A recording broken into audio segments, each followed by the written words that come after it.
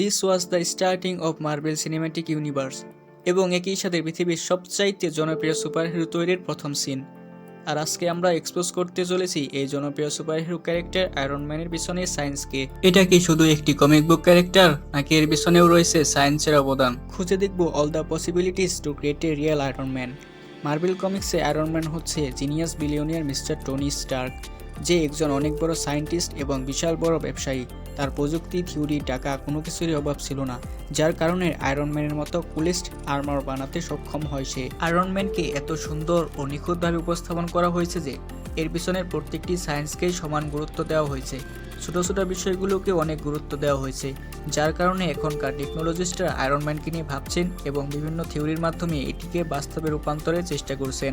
আমি শুধুমাত্র ছোট কয়েকটি বিষয়ের উপর কথা বলবো এবং এর স্যুট বা আয়রন ম্যানের পেছনের 4টি গুরুত্বপূর্ণ বিষয় নিয়ে কথা বলবো। এই 4টি বিষয় হচ্ছে arc reactor, Jarvis the AI, photon repulsor and suit. Come on. Let's go to you.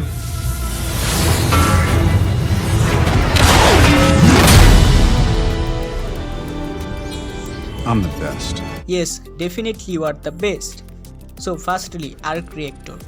Arc reactor হচ্ছে মূলত একটি পাওয়ার সিস্টেম যা আয়রন ম্যানের স্যুটকে পাওয়ার দিত এবং একই সাথে তার উপর হামলা হওয়ার কারণে তার বুকের ভিতরে যে লোহার পাত ঢুকে গিয়েছিল সেগুলোকে একটি নির্দিষ্ট জায়গায় চুম্বক ক্ষেত্র সৃষ্টির মাধ্যমে ধরে রাখত, যার ফলে সেগুলো তার হার্ট ও ফুসফুসকে আঘাত করতে পারত না। এর আকার ছিল গোলাকার এবং এটি তার বুকের মাঝখানে সেট করা হয়েছিল। আর্ক রিঅ্যাক্টরটি কিছুদিন পর পর পরিবর্তনের প্রয়োজন পড়ত। আর্ক রিঅ্যাক্টরটি তার বডির ভিতরে থাকার কারণে এর থেকে নিঃসৃত বিভিন্ন কপার জাতীয় টক্সিক কেমিক্যাল উৎপন্ন হতো, আর সেটি ধীরে ধীরে টনির বডিতে টক্সিক লেভেল বাড়াতে থাকে। এই জন্য পরবর্তীতে টনি স্টার্ক তার বাবার রেখে যাওয়া প্রযুক্তি থেকে নতুন রূপে আর্ক রিঅ্যাক্টর তৈরি করে, যা পূর্বের তুলনায় অধিক শক্তি উৎপাদন করত এবং মিস্টার টনি স্টার্কের বডিতেও কোনো প্রভাব ফেলেনি। তবে এরপরে আয়রন ম্যান 3-তে মিস্টার স্টার্ক তার পুরো আর্ক রিঅ্যাক্টরকেই তার চেস্ট থেকে বের করে আনেন এবং তার আর্ক রিঅ্যাক্টরকে শুধুমাত্র তার স্যুটকে পাওয়ার দেওয়ার জন্যই ব্যবহার করেন। এরপরে তো অ্যাভেঞ্জার্স ইনফিনিটি ওয়ারে মিস্টার স্টার্ক তার পুরো স্যুটটিকেই তার আর্ক রিঅ্যাক্টরের মধ্যে নিয়ে আসেন, যেখানে তিনি ন্যানো টেকনোলজি ইউজ করেছেন। এখন কথা হচ্ছে, এই প্রযুক্তি ব্যবহার করে কি এরকম আর্ক রিঅ্যাক্টর বানানো সম্ভব, আর সেটি কি একটি স্যুটকে পাওয়ার দিতে পারবে? উত্তর হচ্ছে না। এরকম একটি আর্ক রিঅ্যাক্টর বানানো সম্ভব হলেও সেটি শুধুমাত্র একটি মোবাইল ফোনকে চার্জ করার মতো ক্ষমতা তৈরি করতে পারবে। পুরো একটি স্যুটকে চার্জ করার জন্য বা ক্ষমতা দেওয়ার জন্য এরকম আর্ক রিঅ্যাক্টর তৈরি এখনও সম্ভব নয়। সেটি হয়তো দূর ভবিষ্যতে সম্ভব হলেও হতে পারে। Next, Jarvis the artificial intelligence. Jarvis, you there? At your service, sir. Gauge heads-up display. Check. Report all preferences from home interface. Will do, sir.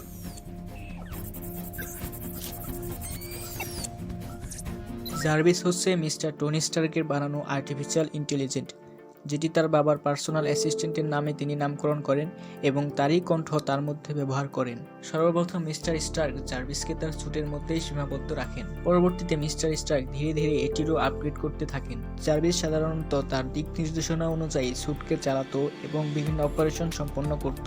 জার্ভিসকে ছাড়া মিস্টার টনি স্টার্কের স্যুট চিন্তাই করা যায় না। স্যুটের আপগ্রেশন, নতুন স্যুট তৈরি, স্যুট ডিপ্লয়, এই সব কিছুই মিস্টার স্টার্ক জার্ভিসকে দিয়ে করাতেন। স্যুটের বাইরেও জার্ভিস বিভিন্ন ধরনের কাজ সম্পন্ন করতে পারতেন। এটি দিয়ে মিস্টার স্টার্ক তার সব ধরনের কাজই সম্পন্ন করতেন। এটি মিস্টার স্টার্কের হেলথ অ্যাক্টিভিটির উপরও নজর রাখতে পারত। মিস্টার স্টার্ক এটিকে ব্যবহার করে আয়রন ম্যান 3-তে ভার্চুয়াল ক্রাইম সিন বানিয়ে ফেলেন এবং এইজ অফ আল্ট্রনেতেও আল্ট্রনের সাথে যোগাযোগ করতে পাঠিয়ে দেন। তারপরে তিনি নতুন একটি এআই বানান, যার নাম হচ্ছে ফ্রাইডে। এখন প্রশ্ন হচ্ছে, আমাদের পক্ষে কি এরকম এআই বানানো সম্ভব? টেকনোলজিস্টের মতে এরকম এআই পেতে আমাদের 1 থেকে 2 দশক অপেক্ষা করতে হতে পারে। Next, photon repulsing. Photon repulsing Tony স্টার্কের স্যুটের জন্য অতি গুরুত্বপূর্ণ একটি জিনিস, যার মাধ্যমে তিনি কারোর উপর হামলা করতে পারতেন। তাহলে ফোটন রিপালসিং জিনিসটা আসলে কি, যার মাধ্যমে এত শক্তি উৎপাদিত হতো? আমরা প্রায় সবাই লেজার লাইটের আলোক রশ্মি দেখেছি, যেটি অনেক দ্রুত গতিতে নির্দিষ্ট দিক অতিক্রম করে। ঠিক সেরকমভাবেই ফোটন রশ্মি নির্গত হয়। সূর্যের তেজস্ক্রিয় রশ্মিতে ফোটনের অস্তিত্ব পাওয়া যায়। আবার বিভিন্ন যৌগ হতে কৃত্রিমভাবেও ফোটন রশ্মি পাওয়া যায়, যেরকম পাওয়া যায় গামা রশ্মি। তাহলে প্রশ্ন হচ্ছে, আয়রন ম্যান কিভাবে এই ফোটন রশ্মি এত দ্রুত গতিতে তার স্যুট থেকে নির্গত করতে পারলেন? এক্ষেত্রে মিস্টার স্টার্ক তার আর্ক রিঅ্যাক্টরের সাহায্য নিয়েছেন। আর্ক রিঅ্যাক্টরের পাশাপাশি সে বাতাসেরও সাহায্য নিয়েছেন এক্ষেত্রে। আর্ক রিঅ্যাক্টরের মধ্যে যে প্রচুর পরিমাণ বিদ্যুৎ উৎপাদিত হচ্ছে, সেই বিদ্যুৎ শক্তিকেই তিনি আলোক রশ্মিতে রূপান্তরিত করেছেন। এই আলোক রশ্মিকে বাতাসের মাধ্যমে ধাক্কা দিয়ে সামনের দিকে সরে মেরেছেন। এই ফোটন রিফালসিং করার মাধ্যমে মিস্টার টনি স্টার্ক তার স্যুটকে এত দ্রুতগতি সম্পন্ন করেছেন। Mister Tony Starc hand, chest এবং পরবর্তীতে ন্যানো টেকনোলজি ইউজ করে কাঁধ থেকেও ফোটন নিক্ষেপ করেছেন। মিস্টার স্টার্কের সবচেয়ে বড় অস্ত্রই হচ্ছে ফোটন রিপালসিং। এর দ্বারা তিনি যে কোনো ধরনের বস্তুকে দূরে সরে ফেলতে পারতেন। এবার কথা বলবো আয়রন ম্যানের সবচাইতে কুলেস্ট থিং, স্যুট এবং আর্মার নিয়ে। এই একটা জিনিস যেটাতে মিস্টার স্টার্ক সবসময়ই আপডেট এনেছেন এবং পুরো 15 বছরে 85টি আর্মার বানান। গুহার ভিতরে মার্ক 1 বানানোর পর থেকেই তিনি দিনে দিনে আপডেট করতে থাকেন। তার প্রয়োজন অনুযায়ী তেমন তার ভুল থেকে শিক্ষা নিয়ে তিনি নতুন নতুন আপডেট আনতে থাকেন। সর্বপ্রথম যে স্যুটটি প্রস্তুত করেন সেটি ছিল প্রচুর ভারী মেটালের তৈরি এবং সেটির স্যুট আপ হতে সময় লাগে প্রায় 1 মিনিট। তারপর লোহার স্যুট থেকে আপগ্রেড হয়ে হালকা মেটাল ইউজ করেন। মার্ক 2 সুইট আপের জন্য তার নির্দিষ্ট জায়গার প্রয়োজন হতো, যেটি ছিল যথেষ্ট ঝামেলাদায়ক। আবার মার্ক 3 স্যুট থেকে ব্যাগে বহন করতে হতো, সেটিও ছিল অনেক রকম ঝামেলাদায়ক। সাথে স্যুট না থাকায় আয়রন ম্যান 2তে তাকে অনেক বড় বিপদে পড়তে হয়। এজন্য পেপার পটসকে গাড়িতে করে স্যুটের ব্যাগটি নিয়ে যেতে হয় তার কাছে।